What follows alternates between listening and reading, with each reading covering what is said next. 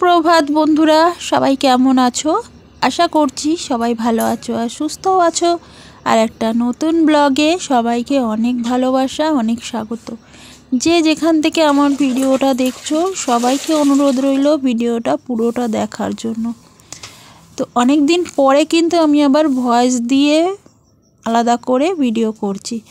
কিছুদিন ধরে কিন্তু ভিডিও করছিলাম নিজে মুখে বলে, তো সেরকমভাবে আমি দেখছিলাম ভিডিওগুলো কেউ দেখতে চাইছো না। তো ভাবলাম অনেক দিন ধরে তোমাদেরকে আমার ঘরের কাজগুলো দেখানো হয়নি, তো আজকে সব কাজ তোমাদের সঙ্গে শেয়ার করব। একেবারে ভোরবেলা ঘুম থেকে উঠে পড়েছি 6:30টার সময়, উঠে তারপরে সমস্ত কাজে লেগে গেছি। আজকে না তাড়াতাড়ি স্নান করে নেবো। প্রতিদিন না কাঠে রান্না করে তারপরে স্নান করতে গিয়ে না অনেকটা লেট হয়ে যায়। তো আজকে ঠিক করেছি একেবারে সমস্ত কাজ গুছিয়ে স্নান করে তারপরে রান্না করতে বসবো। সকালের টিফিনটা আগে করে নেবো, তারপরে কাঠের জালে দুপুরের রান্নাটা করব। তো আজকে কী বার তোমাদেরকে বলতেই ভুলে গেলাম, আজকে হচ্ছে বুধবার। আর দেখো উঠোনে অনেক জামা কাপড় মেলা থাকে আমাদের, কারণ আমাদের বাড়িতে অনেক ভাড়ার দেওয়া রয়েছে। তো ভাড়াটেরা সবাই জামা কাপড় মেলে, আমার যা মেলে, আমি মেলি। আগের দিনকে কাচতে অনেকটা লেট হয়ে গেছিলো। তো এখন তো শীতের বেলা, তাড়াতাড়ি বেলাটা চলে যায় আর জামা কাপড় না একদম শুকাতে চায় না।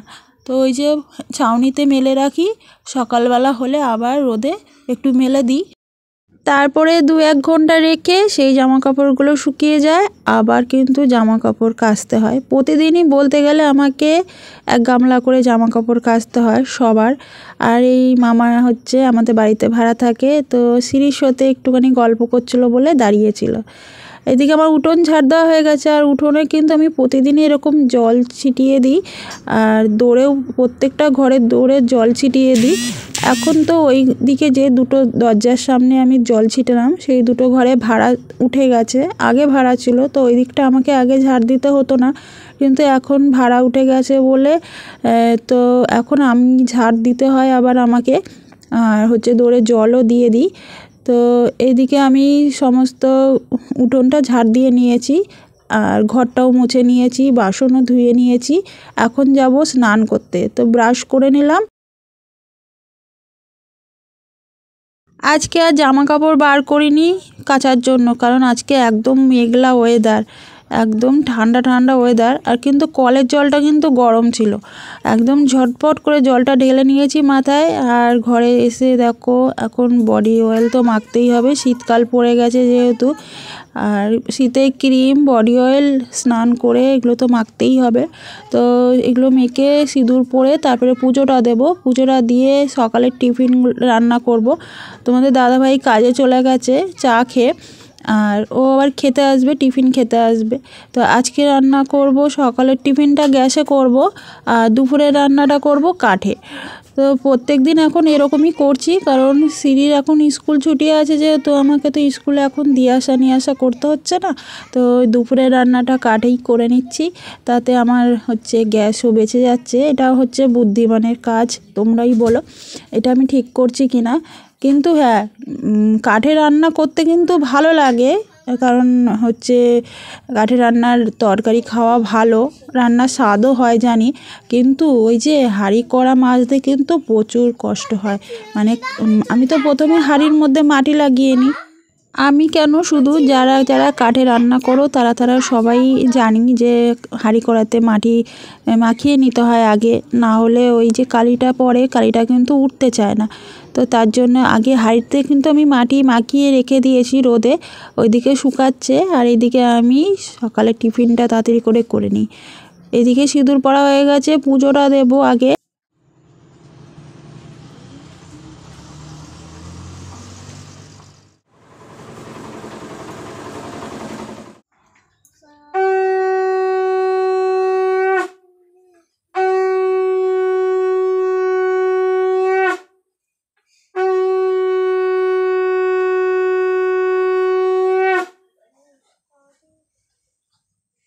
সকাল সকাল স্নান করে পুজো দেওয়া কিন্তু এটা খুব ভালো একটা অভ্যাস, কিন্তু আমার হয়ে ওঠে না, কারণ আমার স্ত্রীকে যেহেতু স্কুলে দিয়ে আসা নিয়ে আসা করতে হয়, ঘরে টিফিন করতে হয় সকালে আলাদা করে, তো ওই জন্য প্রত্যেক দিন পারি না করতে।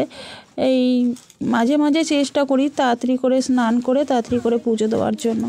তো সকালবেলা টিফিন করব, আজকে ডিম টোস্ট করব। কালকে রাত্রে পাউরুটি আর ডিম এনে রেখেছিলাম, আর একটু ভাত ভাজা করব। কালকে রাত্রের কিছুটা ভাত বেঁচে গেছে, আমি আবার ভাত ফেলি না কোনো দিনও। যদি দেখি এই অল্প 1 মুঠো 2 মুঠো মতন রয়েছে, তাহলে আমাদের পাড়াতে যে কুকুরগুলো আছে তাদেরকে দিয়ে দিই রাত্রিবেলা করে।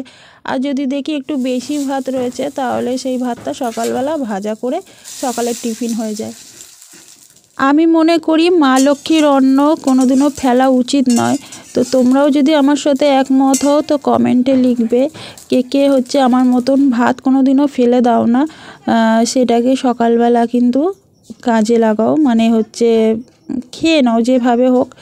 তো আমি কোনোদিনও ফেলি না ভাত।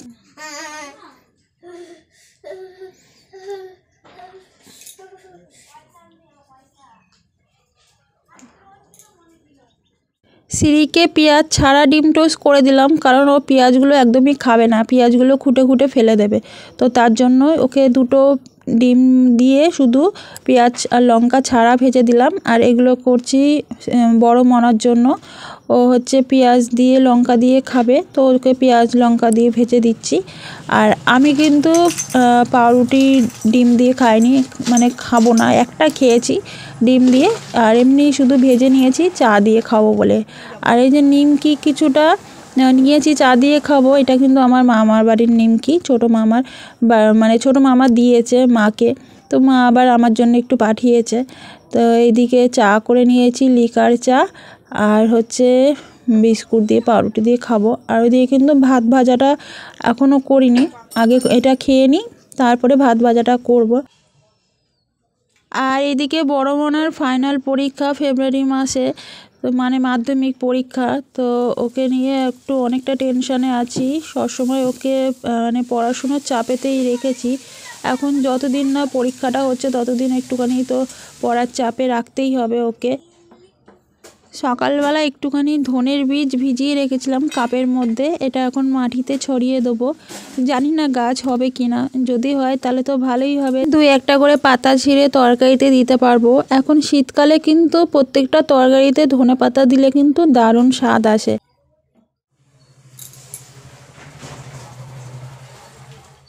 লঙ্কা গাছ, এর মধ্যে লঙ্কা না পাতাগুলো সব আদা গাছগুলো সব ছাগলে খেয়েছে। কত ফুল হতো, কত কড়ি হতো এর মধ্যে, সব ছাগলে খেয়ে নিয়েছে। লেবু গাছ, যেখানে লেবু গাছটা হয়েছে ওখানে কিন্তু এমনি এমনি গাছটা হয়েছে বীজ পড়ে। আর আরেকটা লেবু গাছ কিন্তু গাঁদা গাছের পাশে হয়েছে, ওইটা তোমাদেরকে দেখালাম না। তো জানি না গাছগুলো বড় হবে কি না, ছাগলের পেটে যাবে, কারণ এখানে প্রচুর ছাগল আছে, একটা গাছও আমি রাখতে পারি না। আর এদিকে মাটিটা, ওখানে যে লেবু গাছটা রয়েছে ওইখানে কিন্তু আমি ভেবেছিলাম প্রথমে ধনের বীজটা ছড়াবো, কিন্তু ওখানে লেবু গাছটা রয়েছে বলে আর ছড়ালাম না, এই গামলাটার মধ্যেই দিলাম। যদি হয় তো হবে, মানে এর মধ্যে দিয়ে রাখছি, আর একটু জল ছড়িয়ে দেবো, এইখানেই থাকবে গামলাটা। আর ধনে পাতা কিনবো না, ধনে পাতা বীজ ছড়িয়ে দিই। হ্যাঁ, আমরাও কিনবো না, এবার চলে আসবো, আমি নিয়ে নেবো। এখান থেকে 2টো করে পাতা তুলবো, তরকারিতে দিয়ে দেবো। আমি তো ওরমই করতাম।